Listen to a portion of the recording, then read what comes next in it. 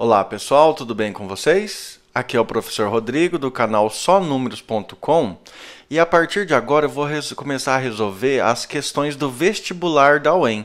Aqui no canal você já encontra a resolução das questões do PAS UEM. E agora eu vou começar a resolver as questões do vestibular também, beleza? Eu vou começar a resolver nessa questão 1 e vou fazer uma playlist somente com o vestibular de verão de 2018. Beleza? Lembrando que nós vamos trabalhar com a prova de matemática, ok? Pessoal, para começar então, vamos resolver a questão 1. Aí eu gostaria de dizer para você como é que eu vou resolver isso. Eu não vou simplesmente fazer algumas continhas aqui e colocar se é falso ou verdadeiro e depois fazer a soma. Eu vou fazer também pequenas revisões, tá?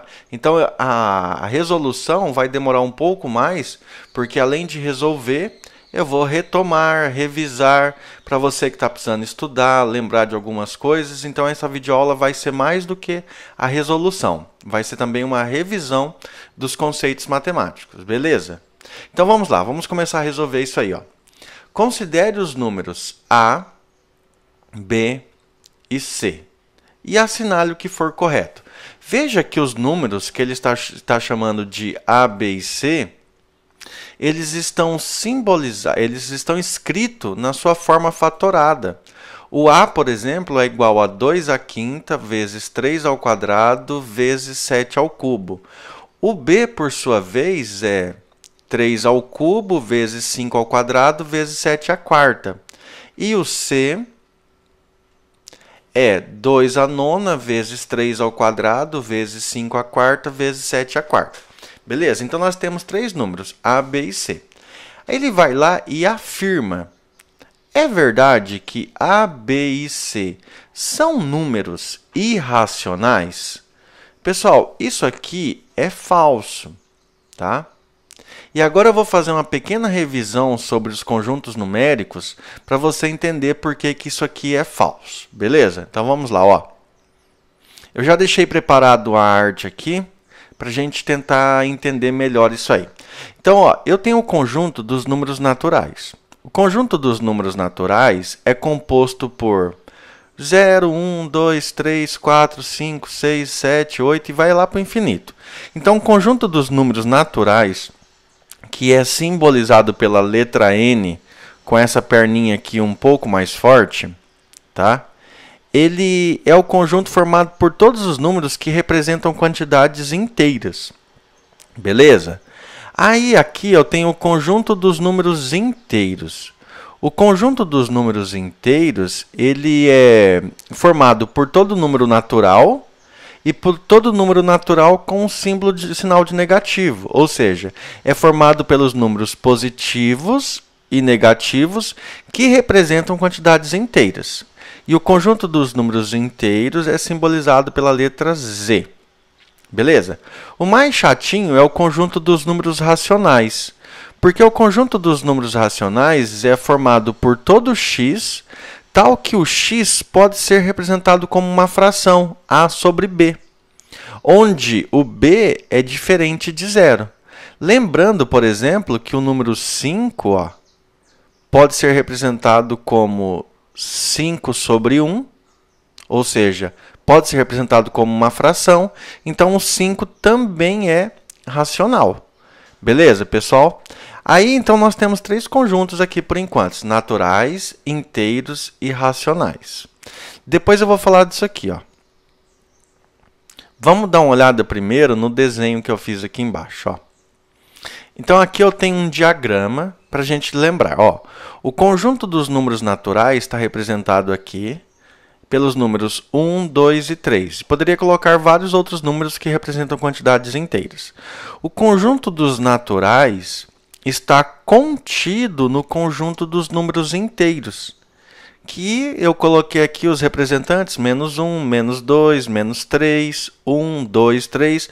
Ou seja, todos esses números aqui pertencem aos inteiros e apenas esses, 1, 2 e 3, pertencem aos naturais. Então, eu tenho que os naturais estão contidos nos inteiros e os inteiros, por sua vez, estão contidos no conjunto dos racionais.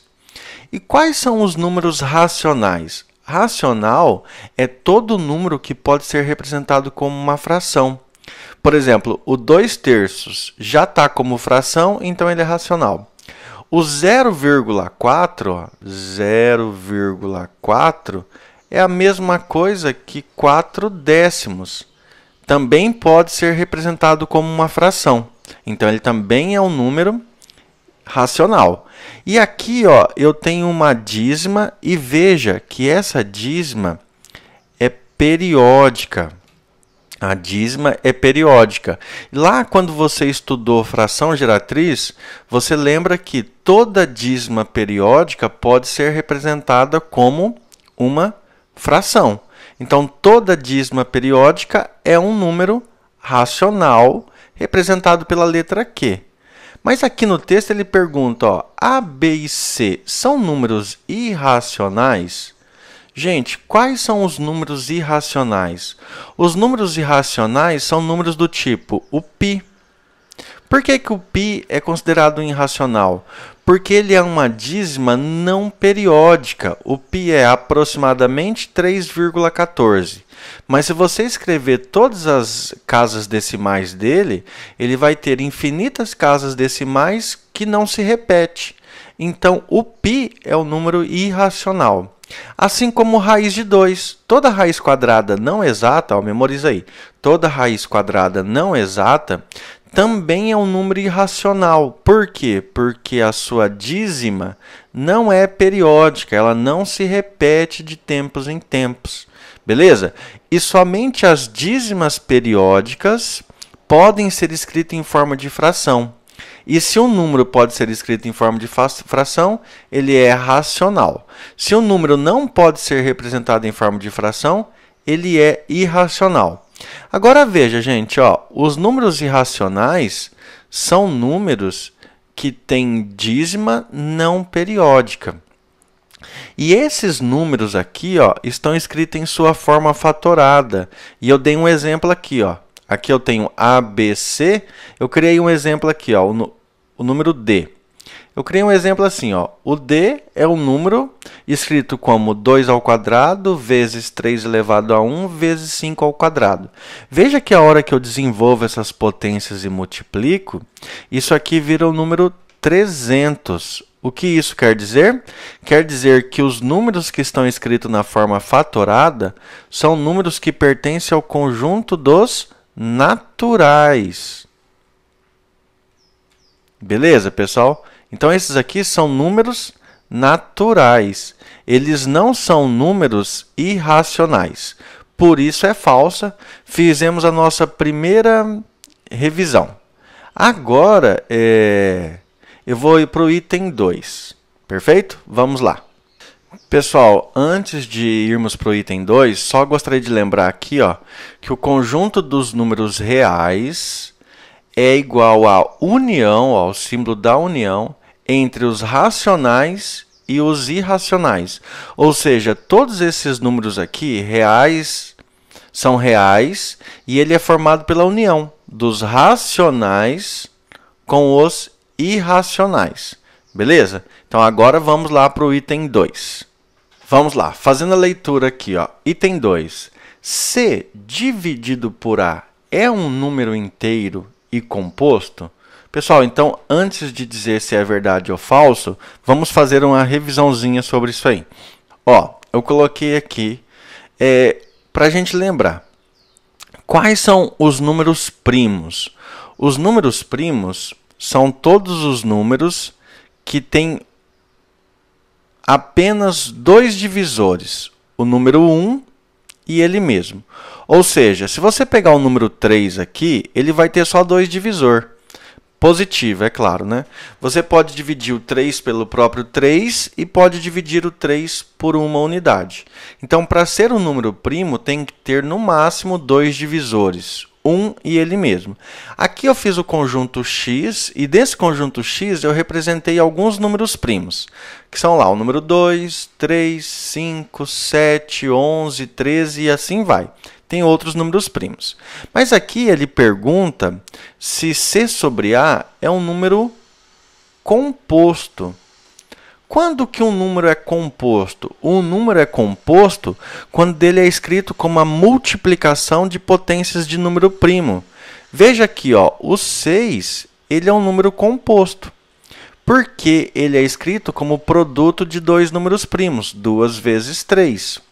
O 18 é um número composto, porque ele é escrito como a multiplicação de potências de números primos. 18 é igual a 2 vezes 3 ao quadrado.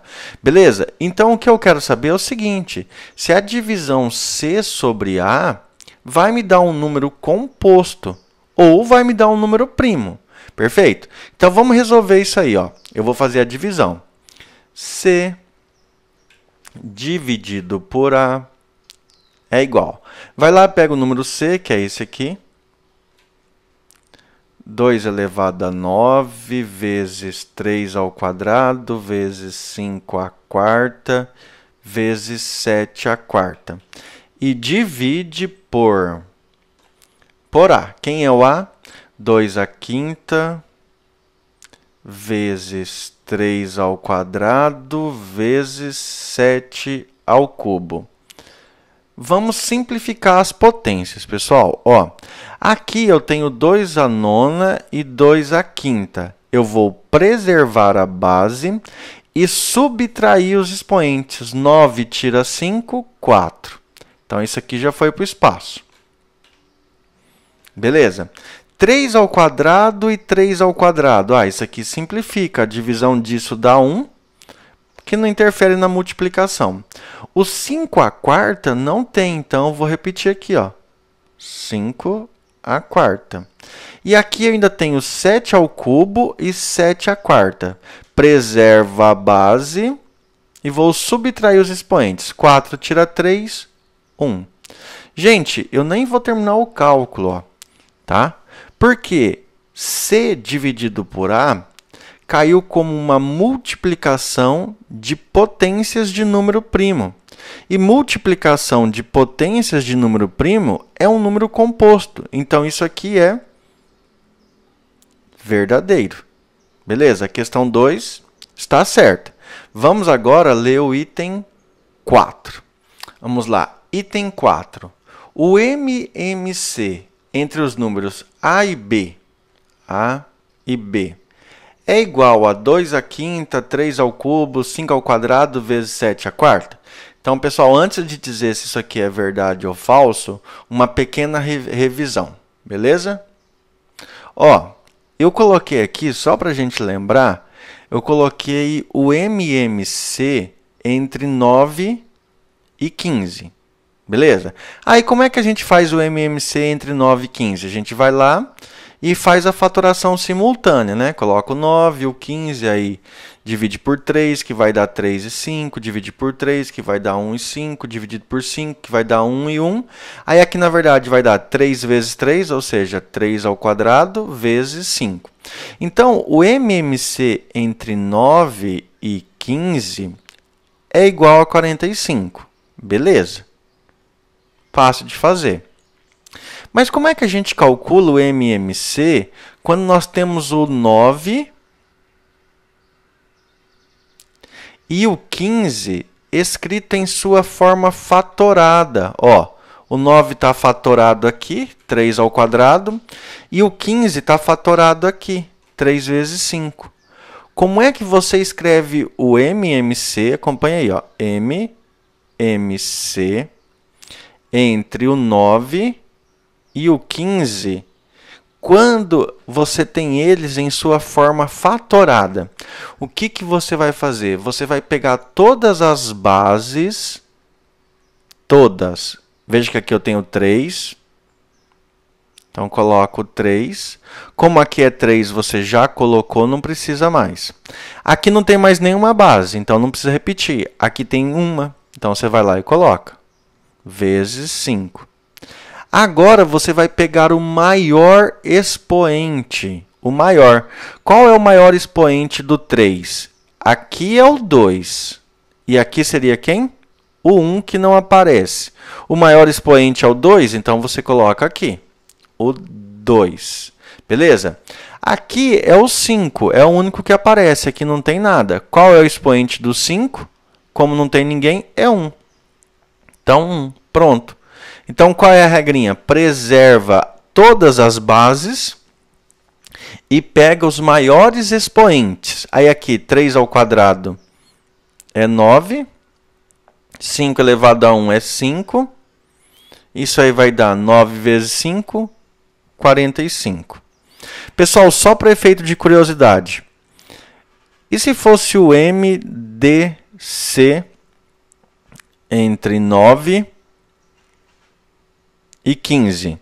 Você pegaria o maior ou o menor expoente? Você pegaria o menor expoente. Você preserva a base, o 3 e o 5. Beleza? Qual é o menor expoente do 3? O menor expoente do 3 é o 1.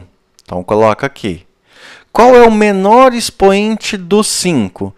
Veja que aqui o 5 tem o expoente 1. E aqui ele não aparece. Se ele não aparece, é porque ele tem o expoente 0. Então, o menor expoente seria o 0. Com isso, você tem 3 elevado a 1 é 3, vezes 5 elevado a 0 é 1, porque todo número elevado a 0, com exceção do próprio 0, dá 1. Então, aqui seria 3 vezes 1, 3. Com isso, nós temos que o menor múltiplo comum de 9 e 15 é 45. E o maior divisor comum de 9 e 15 é o 3. Então, fizemos a revisão. A pergunta que ele fez aqui, ó, qual é o MMC entre A e B? Então, eu vou escrever aqui, ó, MMC entre A e B.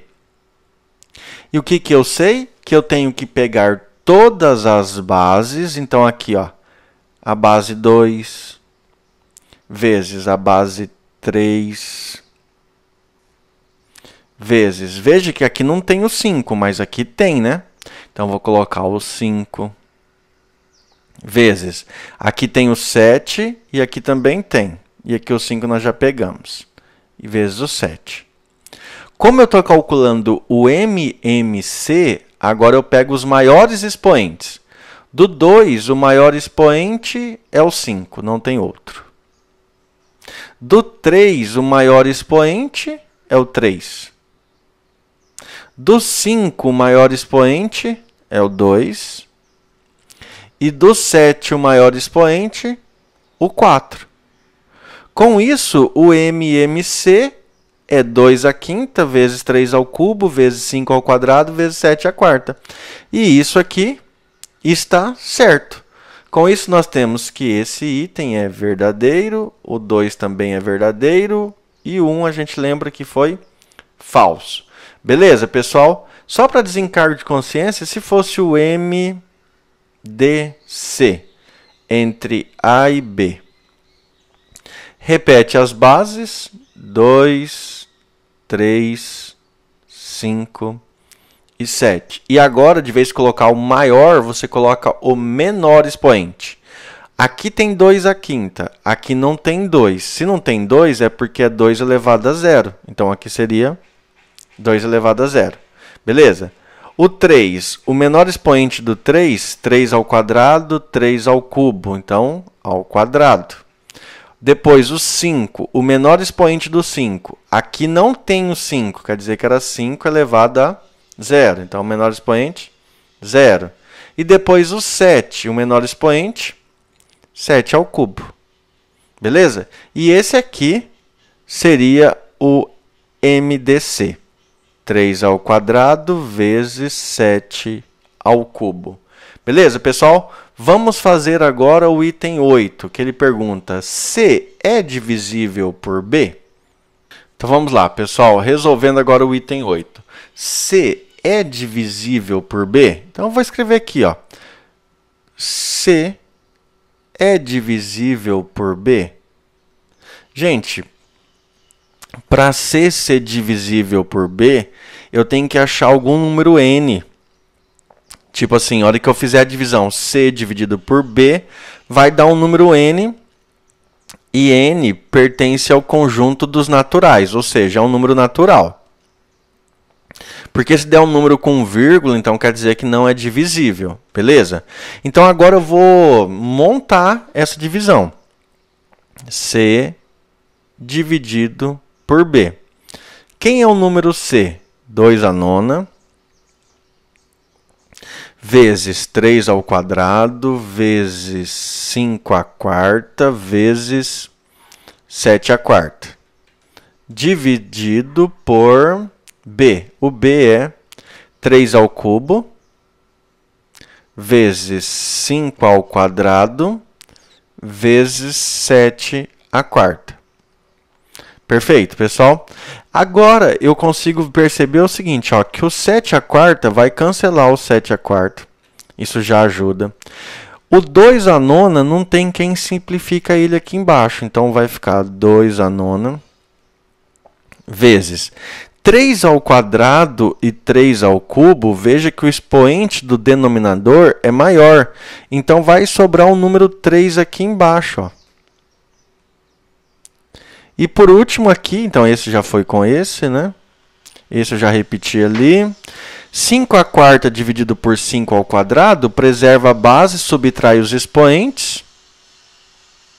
Beleza. Pessoal, nem vou desenvolver isso aqui, ó. Porque veja que aqui em cima, no numerador, eu tenho potências de base 2 e base 5. Mas eu não tenho nenhuma para cancelar o 3. Ou seja, eu tinha que achar um número natural nessa divisão. E eu não achei um número natural. No final das contas, eu vou ter uma fração. Se eu tenho uma fração, isso quer dizer que o C não é divisível por B. Então, isso aqui é falso. O que eu encontraria aqui? Ou uma fração, ou um número decimal. Então, não vai adiantar nada eu resolver isso aqui. Beleza, pessoal? Então, aqui nós consideramos que isso aí é falso. Com isso, vamos lembrar aqui. O item 1 é falso. O item 2 é verdadeiro, o 4 é verdadeiro e o 8 é falso. O item 16. A e C são números pares? Só para lembrar vocês, ó, quando que o número é par? Par, tá? Se você tiver um N que pertence aos naturais, você tem um número N qualquer que pertence aos naturais, tá? Se você multiplicar o n por 2, 2 vezes n, então com certeza esse resultado é par. Ou seja, um número é par quando ele é multiplicado por 2, ou quando, melhor, né? Um número é par quando ele é divisível por 2. Mas se ele pode ser dividido por 2, é porque em algum momento ele foi multiplicado por 2. Ou seja, eu só preciso ver se o A e o C são números múltiplos de 2. Veja que no C aparece o 2 aqui, ó. Beleza? E no A também aparece, ó. Como aparece o 2 na forma fatorada tanto no C como no A, quer dizer que eles são multiplicados por 2 e no futuro podem ser divididos por 2 se você desenvolver essa conta. Isso quer dizer que esse item também é verdadeiro. Beleza, pessoal? Com isso, nós chegamos que a soma seria 2, 6 com 16, 22. Vamos dar uma olhada agora no gabarito para ver se a questão 1 está certa. Pessoal, está aqui o gabarito, ó. Questão 1 da prova de matemática, resposta 22. Então, item correto, beleza? Vamos para o próximo agora.